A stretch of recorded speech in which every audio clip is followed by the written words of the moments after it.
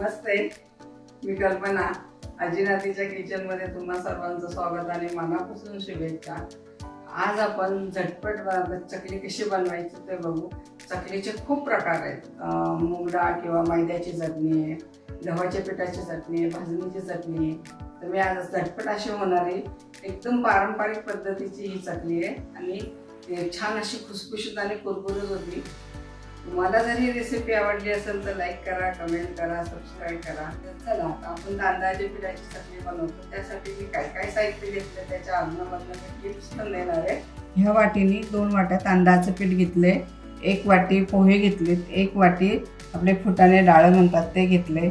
त्याच्यासाठी घाललेल्या पाण्यामध्ये मी एक मोठा चमचा आहे हा 1 मोठा चमचा तूप घेतलं, मोठा चमचा जिरे पूड आहे, धने पूड आहे, पांढरे चांगले गावरान तीळ आहे, ओवा आहे, लाल तिखट, मीठ आणि हळदी आणि हिंग आहे. चला आता चटणी करायला घेऊया. चला आता गॅस लावलाय. आपण फक्त पोहे भाजून घेणार आहे. हे पोह्यातलं थोडंसं जर ओलसर पानं असेल तर ते भाजून घेणार आहे.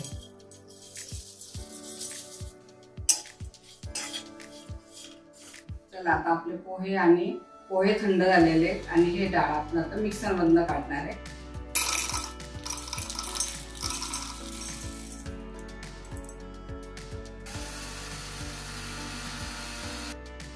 आपण चाळून घेणार आहे हे पीठ. 2 वाटी मैदा घेतला होता तो मी परत काढून घेतला. आता ह्या पिठामध्येच आपण काय करणार आहे, हे डाळ वाटलंय ना ते आपण चाळून घेणार आहे. कारण का त्यात जर खर राहिली किंवा एखादं राहतं दाणे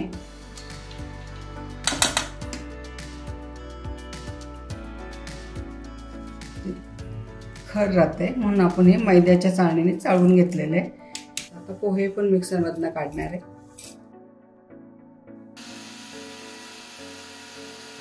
पोहे पण आपले बारीक झालेले ते पण आपण चाळून घेऊ.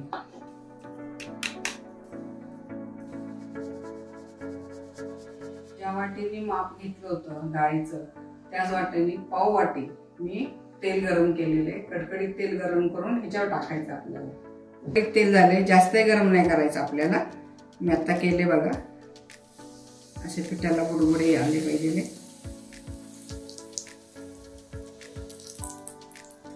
छान मिक्स करून घ्यायचं. आता गरम आहे म्हणून याने करते मी, नंतर आपण हाताने करून घेऊया. तेलचं मोहन थंड होईपर्यंत आपण पाणी गरम करून घेऊया. मी तर 1 भांडं घेतले. तांदळाच्या पिठीला 1 वाटी पाणी घेतलं होतं. मी 2 वाट्या तांदळाचं पीठ घेतलं होतं आणि ते डाळासह मी 2.5 वाट्या पाणी घेतलेले, मोजून घेतलेले. त्यात आपण तापायला हे मोजून घेतलेलं पाणी.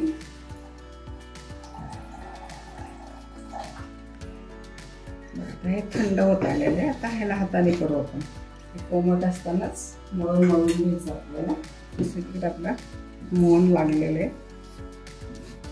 आणि हे सगळीकडे लागून असं एकसारखं आता आपण मळून घेणार आहे. हे पीठ आपलं मोहन सगळं लागलं की नाही कसं बघायचं, हे गार झाल्यानंतर त्याचा असा गोळा होतो की नाही बघायचं. म्हणजे आपलं मोहन सगळीकडे लागल्याचं छान गोळा होतोय. मोहन टाकून आपण ह्याला थंड केलेले. आता ह्याच्यात आपण मसाले घालणार आहेत. त्याच्यासाठी आपण इथं पाणी गरम करायला ठेवले 2.5 वाट्या. तर हे पाण्याला पण उकळी आली आहे तर आपण ह्याच्यात एक टाकून देऊ. पहिले टाकणार आहे मी मीठ, हे धने पूड, ते सगळं मोठा चमचा मापून घेतलेले आहे मी. हे जिरे पूड आहे, थोडीशी हळद थोडीच घालायची म्हणजे कलर छान येतो, खूप नाही हळद टाकायची. हा ओवा आहे, छान असं हाताने बारीक करून घ्यायचं म्हणजे याची चव छान येते. अशा ओव्याची तीळ जितके घालतात तेवढं असं छान चकली होते आपल्या तिळामुळं. हा हिंग आहे, बारीक पाव वाटी हिंग आहे आणि हा मोठा चमचा आपला.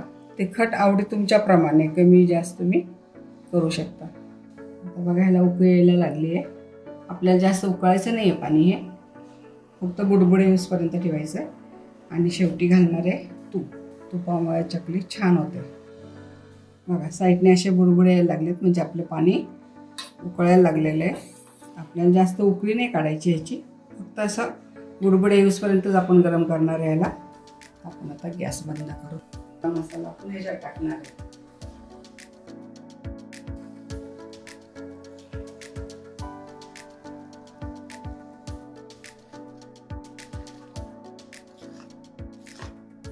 मस्त मिक्स करून आपण याला आता झाकून ठेवणार.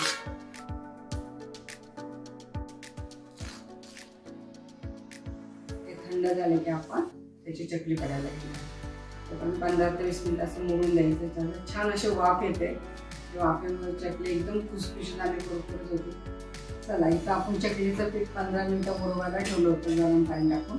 बघा असा घाम आला ना हे समजायचं आपलं पीठ मुरलं. बघा आता परत त्याला केवढा घाम आलेला आहे. आपण झाकून ठेवलं होतं म्हणजे आपलं छान पीठ झालं. छान झालं आपलं. प्रमाणशीर घेतलं होतं सगळं आपण. त्यामुळे वर लागलं तर नुसतं पाण्याचा हात लावायचा, नाही तर हेच मळून मळून घ्यायचं आहे. पाण्याची गरज लागली तर आपण पाण्याचा हात लावणार. मला असं वाटतं प्रमाणशीर झालेलं आहे, लागणार नाही आहे. हे पीठ बघा कसं मळून मळून घेतलं. असं एक बोट असं खालपर्यंत गेलं पाहिजे. पिठाला असं काही चिरा वगैरे नाही पडला पाहिजे. हे पीठ आपलं एकदम चांगलं झालेलं आहे. तर आपण याची चकली पाडून घेऊ आता. चला आता आपण चकल्या पाडून तळायला घेऊया. मी इथं कढई गरम केली, त्यात तेल टाकलेलं आहे. आता चकल्या पाडायला घेऊ. हा जुन्या सोऱ्याने करते, मला हाच आवडतो. आमच्याकडे दुसरे पण सोरे, पण मला घरी चकली आवडते.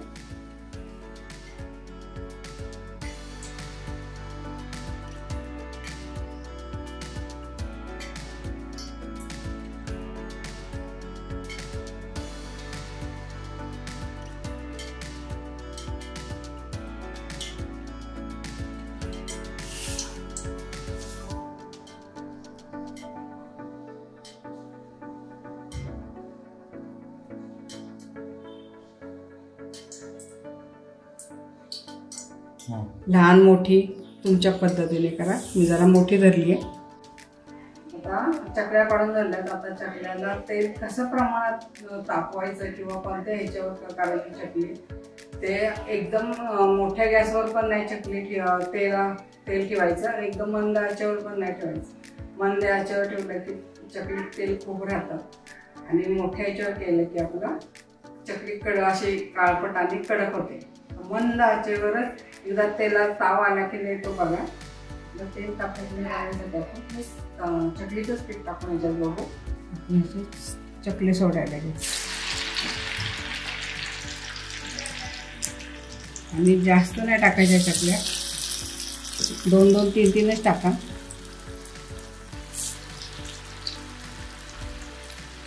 बघा ह्या पद्धतीने मंद आचेवर आपण तळून घेतलेले आहे.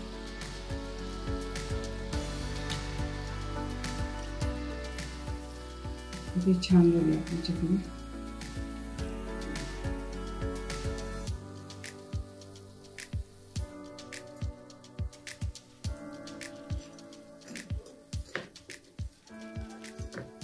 ह्याच पद्धतीने आपण सगळ्या चकल्या तळून घेऊया. चला इथं आपल्या सगळ्या आता चकल्या तळून झालेल्या आहेत. कशा झाल्यात त्या बघा. एकदम कुरकुरीत आणि खुसखुशीत झालेली चकली. ही चकली कशी झाली कुरकुरीत ते दाखवते मी. यातली काढून घेतली.